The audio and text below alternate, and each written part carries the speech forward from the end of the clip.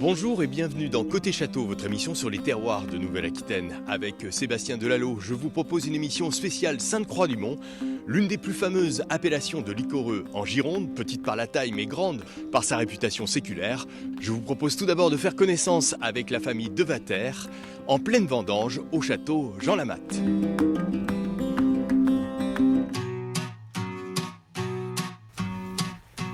Bienvenue à Sainte-Croix-du-Mont. Je m'appelle Michel Devater et je suis propriétaire du château Jean Lamatte, propriété familiale depuis plus de 200 ans. Nous continuons à l'exploiter avec la famille et en particulier l'équipe de vendangeurs que vous avez vue tout à l'heure est basée sur la famille et les amis de la famille. C'est la première année que je fais les vendanges, donc je viens aider la famille Devater à vendanger. Donc c'est très intéressant et heureusement qu'on est aidé par les aînés pour nous montrer le bon du moins bon, car le matériau désirable et le matériau indésirable sont très proches. J'enlève les raisins qui sont secs, les petits grains qui sont trop secs, qui ne donneront pas de jus quand on les pressera. Et j'enlève surtout la mauvaise pourriture. Et en vérifiant, parce que souvent ils se mettent bien dans le milieu de la grappe. En gardant les bons raisins, en enlevant le mauvais. Vous êtes ici sur un terroir argilo-calcaire où la roche est parfois affleurante et il existe en particulier un fameux banc d'huîtres qui donne parfois un caractère particulier à cette appellation.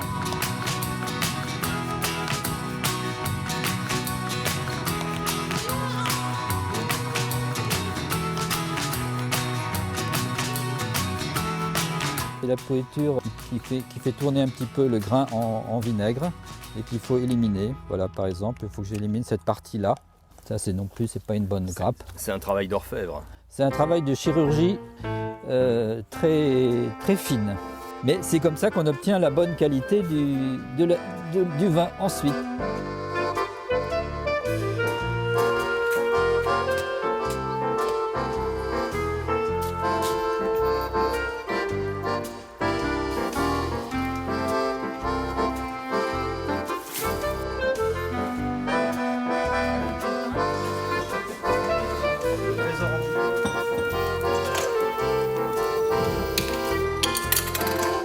Alors c'est du Jean Lamatte 2014. Une très bonne année. C'est un vin qui se buvait à l'apéritif, mais aussi on recommandait ça sur le foie gras. Venez pour déguster l'apéritif. Maintenant, les habitudes évoluent et on peut le déguster sur d'autres mets. Finalement, ça s'accorde bien avec de la volaille blanche, par exemple, même avec du fromage.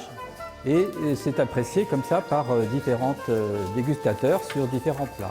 À la différence des liquoreux qu'on buvait au 19e ou au milieu du 20e, qui étaient des liquoreux très riches, très puissants, avec une richesse en sucre très importante, a beaucoup évolué vers des vins plus légers, plus désaltérants, des vins plus d'apéritif et qui sont plus faciles à boire, notamment pour aussi conquérir une nouvelle clientèle qui s'attache à des vins moins sucrés. Et donc on travaille davantage aujourd'hui sur des équilibres qui vont vers l'acidité, le côté un peu plus vif des liquoreux. Votre bonne santé et à la récolte.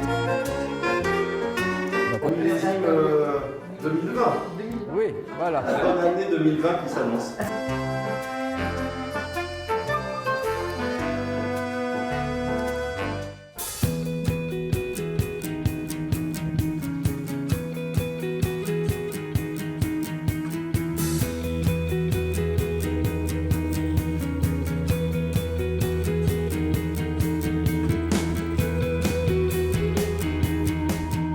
Bonjour Angélique, on se retrouve avec vous. Vous êtes vigneronne ici au château Larame. Dites-nous comment s'opère cette magie du botrytis. Alors la magie du botrytis, c'est très simple. C'est du brouillard le matin, comme c'est le cas actuellement. Là, c'est un très bon cas de figure. Et beaucoup d'humidité. Et l'après-midi, un ensoleillement qui permet justement le développement du botrytis. Une fois qu'il est installé, généralement, ça se développe tout naturellement. Mais il nous faut les premiers brouillards associés à la chaleur et le soleil de l'après-midi. En 2020, c'est une année, un millésime particulier, puisqu'on a eu énormément de pluie et le botrytis ne s'est pas installé si facilement que ça. Oui, c'est l'année vraiment atypique. Un printemps extrêmement pluvieux, ensuite des fortes chaleurs. Juillet-août jusqu'à même mi-septembre, ce qui fait qu'il manquait justement ce côté humidité pour que ça puisse s'installer. Et il a fallu attendre les premières pluies de fin de septembre pour qu'ils commencent à s'installer. Il faut véritablement que ces raisins soient concentrés en sucre, c'est ça qui fait ces grands liquoreux. C'est réellement des raisins qui sont tout rabougris, tout réellement concentrés, et c'est ce qui permet justement les grands liquoreux.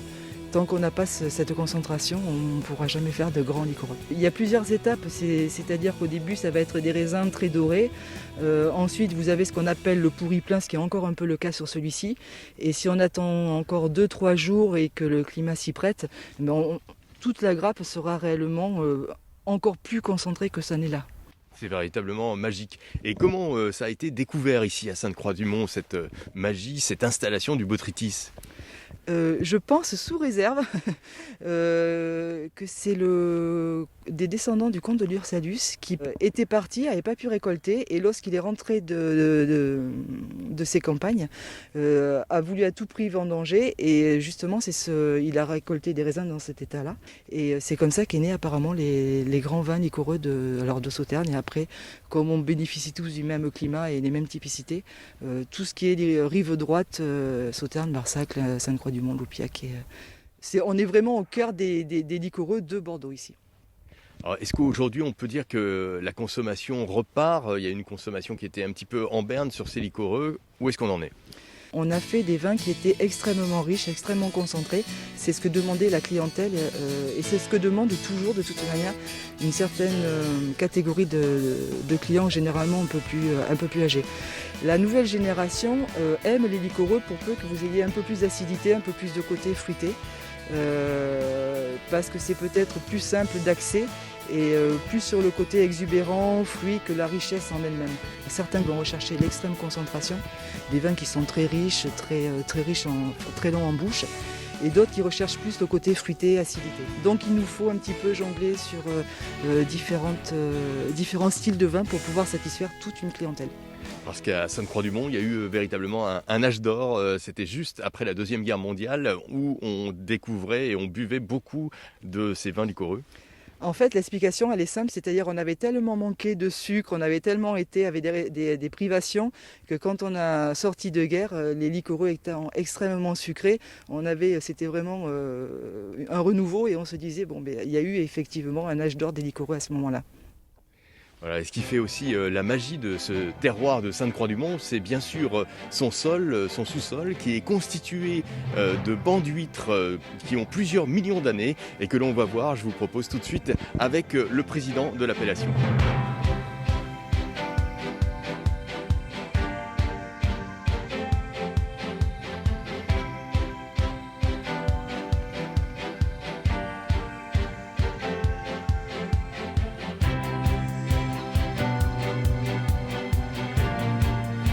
On va retrouver Nicolas Solane qui est le président de l'appellation de Sainte-Croix-du-Mont, mais aussi viticulteur lui-même en tant que propriétaire du château Crabitan-Bellevue, un fameux château dans l'appellation. Bonjour Nicolas, comment allez-vous ? Pierre, heureux de vous retrouver à Sainte-Croix-du-Mont, cette période de fin de vendange. La matinée est un peu fraîche, mais c'est idéal pour la production de nos fameux vins blancs liquoreux. Alors Sainte-Croix-du-Mont, c'est une petite appellation parmi les 65 appellations de Bordeaux. Qu'est-ce que ça représente ? Tout à fait, Sainte-Croix-du-Mont est une appellation communale. L'an dernier, on a couvert en surface 311 hectares pour environ 9000 hectos de produits. Alors c'est des vins liquoreux, ça se vend encore pas mal ces vins liquoreux, où il y a eu une période tout de même où c'était beaucoup plus délicat. Ça se vend encore, il y a un nouvel attrait pour les vins liquoreux, notamment de la part de la jeune génération qui veut découvrir ces vins qui sont assez accessibles avec un petit peu de sucre, ça fait une douceur et les jeunes adorent ça. Ce qui est caractéristique ici à Sainte-Croix-du-Mont, c'est son terroir. On voit à flanc de colline ces huîtres fossilisées. C'est un terroir magique, unique au monde. Oui, cette colline d'huîtres date d'une vingtaine de millions d'années. À l'époque où l'Aquitaine, je pense, était sous les eaux. Et au retrait des eaux, on a pu apercevoir là, des amas d'huîtres fossiles. C'est assez unique de les voir, surtout, je pense, à cette altitude. Alors ça donne des caractéristiques bien spécifiques au vin de Sainte-Croix-du-Mont. Les Sainte-Croix-du-Mont, oui, on profite de ces terroirs avec des sous-sols calcaires et surtout de multiples petits coteaux qui sont assez venteux en général. Donc tout cela fait que les vins de Sainte-Croix-du-Mont sont assez spécifiques avec une bonne richesse et gardent de la fraîcheur avec le sol argileux et le sous-sol calcaire. Est-ce qu'on retrouve cet aspect iodé dans ces vins? Iodé, ça se trouve un petit peu, mais c'est pas dans tous les vins, quoi. Parce que quand il y a des excès d'iode, c'est peut-être néfaste. Donc on trouve une belle complexité entre la fraîcheur, alors peut-être l'iode, les arômes de fruits tropicaux. Tout cela constitue un ensemble qui est favorable à nos vins liquoreux. Alors, est-ce que vous allez jouer dans les années qui viennent, par exemple sur des portes ouvertes, faire des associations de dégustation d'huîtres avec vos vins? C'est très délicat de faire des portes ouvertes uniquement sur la commune. On l'a fait il y a quelques années, maintenant le nombre de producteurs se réduit, donc on voudrait bien le refaire, on va voir selon le désirata des producteurs. Voilà, et parmi ces producteurs qui sont bien connus à Sainte-Croix-du-Mont, je vous propose de regarder ce portrait d'Hervé Chouvac, propriétaire du Château du Mont.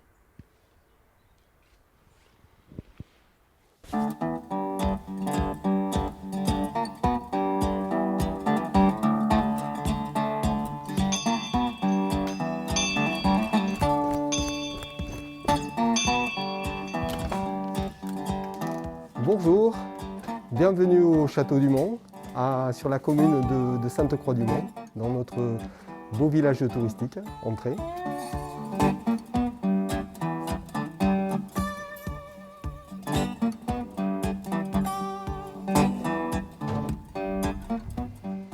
Voilà, ici nous sommes dans le chai à barriques.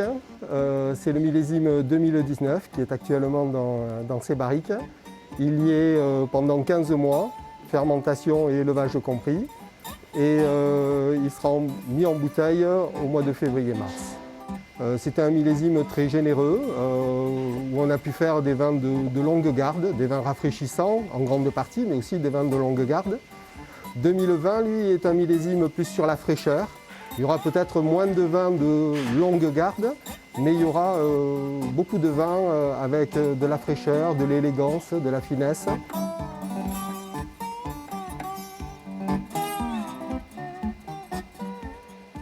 2019, on est sur l'abricot, l'ananas, la figue. Enfin, il y a eu une belle évolution. C'est prometteur, oui. C'est un vin qui est déjà très bon et qui a un bel avenir. Ouais.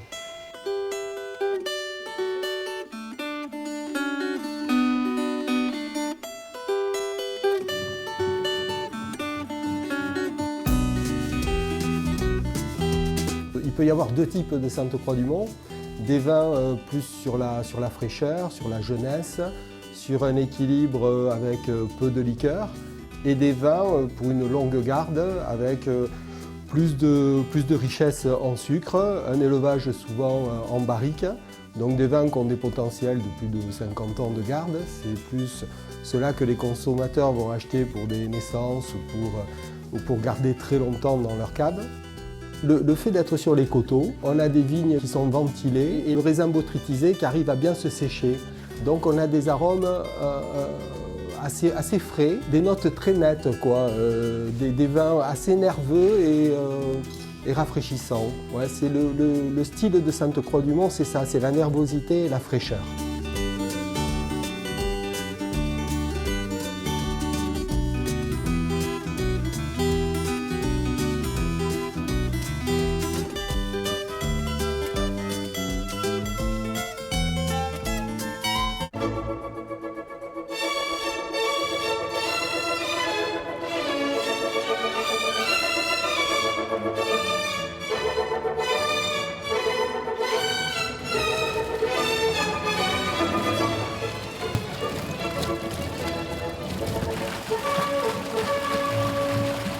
Nous nous retrouvons ici au château du Pavillon avec Olivier Fleury. Bonjour. Enchanté, bonjour à tous. Vous êtes à la tête de ce fabuleux château du 18e qui est produit des Sainte-Croix-du-Mont. Et là, vous allez nous proposer des associations mets-vins avec Huiline du château Lorette, assez étonnantes. Quelles sont-elles ?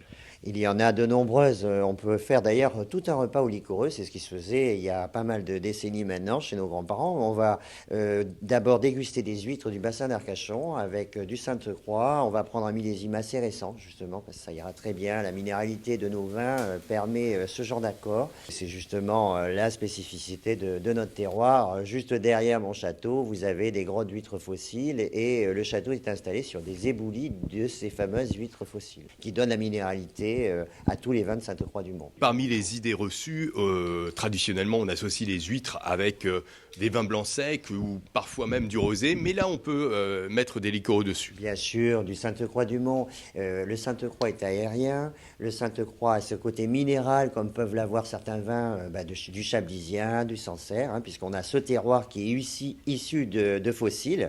Et comme ce sont des vins liquoreux légers, ils passent aussi bien à l'apéro qu'ensuite sur des huîtres, sur du foie gras, sur de la volaille. On peut faire tout un repas avec justement les liquoreux. Et c'est ce que je fais beaucoup ici, ce qui surprend les dégustateurs. Mais en fait, c'est revenir aux sources de ce que l'on faisait il y a plus de 50, 60 ans et qui a fait la réputation de nos vins. Oui, dites-nous, aujourd'hui, ces vins sont véritablement appréciés en Chine et de quelle manière? En effet, notre plat, souvent, c'est sucré-salé, surtout dans le sud-Asie. Donc, le vin liquoreux, ça apprécie beaucoup en Chine. Ce groupe a investi pas mal dans notre vignoble à Sainte-Croix et ils vendent l'intégralité de leur récolte justement en Chine. Je parlais avec le directeur général qui est un Chinois qui parle très très bien français justement, avec lequel je m'entends bien, mais c'est aussi un de mes voisins. Et toute la récolte par là-bas et ils en sont très très friands. Justement, la demande est croissante pour les vins liquoreux, ce qu'on appelait jusqu'à présent les Sweet Bordeaux à l'international.